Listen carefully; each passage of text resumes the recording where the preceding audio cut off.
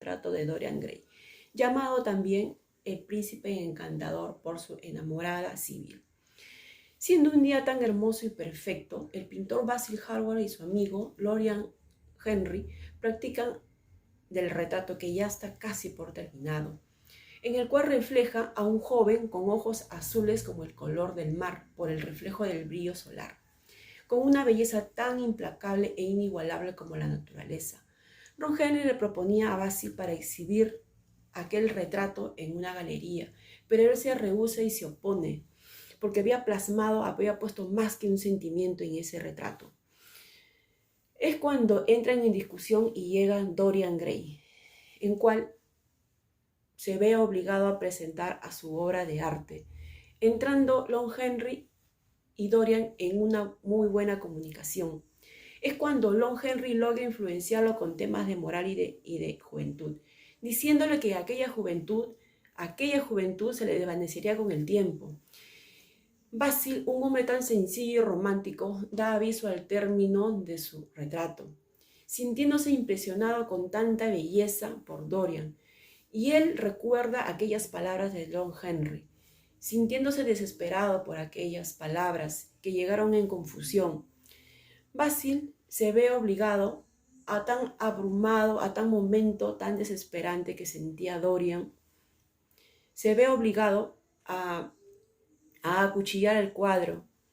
En eso, Dorian se ve y se opone, diciéndole que cometería un crimen en acuchillar dicho retrato. Pasado esta escena tan tensa, Lon Henry quiere saber más de la vida de Dorian y busca a su tío George Fermor, que es un hombre en activo y ocioso, pero sí sabiente y de la vida de los demás, enterándose que Margaret era la madre y que se había fugado con un hombre de clase baja.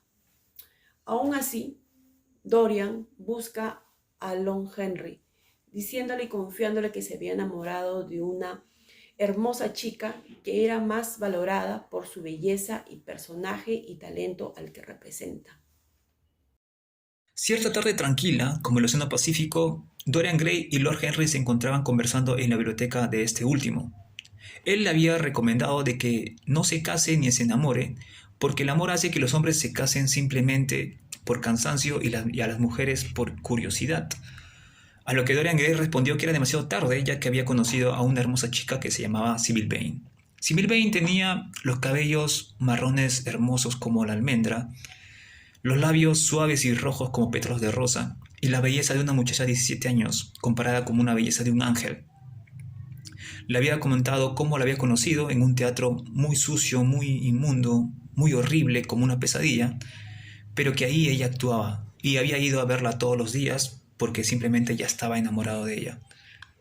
Tanto así de que invitó a Lord Henry y a Basil a que una noche le acompañasen para que puedan verla a ella actuar y así admirar la belleza que ella poseía. Ellos aceptaron y aquella noche que fueron al teatro, ese teatro estaba abarrotado, parecía Gamarra un 23 de diciembre. Pero cuando ella hizo aparición y comenzó a actuar, la decepción fue tan grande como el cielo, porque ya no actuaba de la misma manera. Toda la pasión que Sibyl Vane ponía en la actuación, ahora simplemente esa pasión era dedicada a Dorian Gray. Y fue eso el motivo de la decepción de Basil y de Lord Henry. Tanto así de que pidieron a Dorian Gray que se vayan los tres, pero él no quiso irse, se quedó ahí sentado con lágrimas en los ojos y con una tristeza tan grande como el océano. Dorian se dirige a una cena. Al principio le parece muy aburrida hasta que llega Lord Henry. Cuando llega la hora de cenar, Dorian no puede comer y así bebe varios vasos de champán. Y Lord Henry se da cuenta de que pasaba algo con su amigo, pero no sabe lo que es. Durante el resto de la cena, Dorian se encuentra distraído y irritable y hasta llega a responder de forma defensiva cuando Lord Henry le pregunta dónde estaba la noche anterior. Dorian se va temprano a casa y al llegar a casa quema las cosas de Basil, la única evidencia de que había estado ahí. Luego busca un frasco de opio. Tras visitar la guarida de opio, mientras vuelve a casa, alguien lo coge por la espalda y lo empuja. Y resulta que era Jane Bates, es quien ha estado rastreando a Dorian durante años tratando de vengar la muerte de su hermana. Más tarde, el grupo estaba en el jardín, disparando pájaros, cuando Dorian decidió unirse. Al ver a la siguiente casa iba a ser una liebre, y al tirador, pidiéndole que no disparara, se lo consiguió detenerlo, y al disparar todos se llevaron la sorpresa cuando no uno, sino dos gritos se escuchaban del arbusto donde habían disparado. Además de la liebre, habían disparado a un hombre. Esa noche, cuando Dorian salió a ver el cuerpo, se llenó de alivio porque había descubierto el cadáver de James Bell en el jardín. Bueno, en este capítulo el autor nos describe cómo nuestro personaje principal se sorprende con facilidad con el homicidio que había cometido contra Basil, pero aliviado al saber que el hombre que había pintado el retrato al que debía toda su desgracia ya no estaba más en su vida. Basil Hallward era un pintor humilde y consciente, de clase media alta, de alma pura y apasionado con el arte y con la belleza de Dorian. Tienen una fuerte discusión, y debido a esto, Dorian entra en una paranoia y le invita al pintor al ático para ver su diario. Qué monstruoso momento de ceguera había rezado para que el retrato cargara con la pesadumbre de sus días y él conservara el esplendor eternamente intacto de la juventud. En ese instante, mirando a su alrededor, vio aquel cuchillo con el que había asesinado a Basil, y tal como había matado al pintor, mataría su obra, mataría el pasado y recobraría su libertad, cual prisionero se libra de los barrotes de fierro que lo separan del mundo.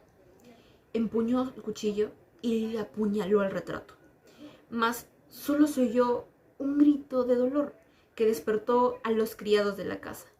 Minutos después, la policía y los criados solo encontraron un espléndido retrato de su señora, tal y como si lo estuviesen viendo, con esa juventud y belleza que lo caracterizaban.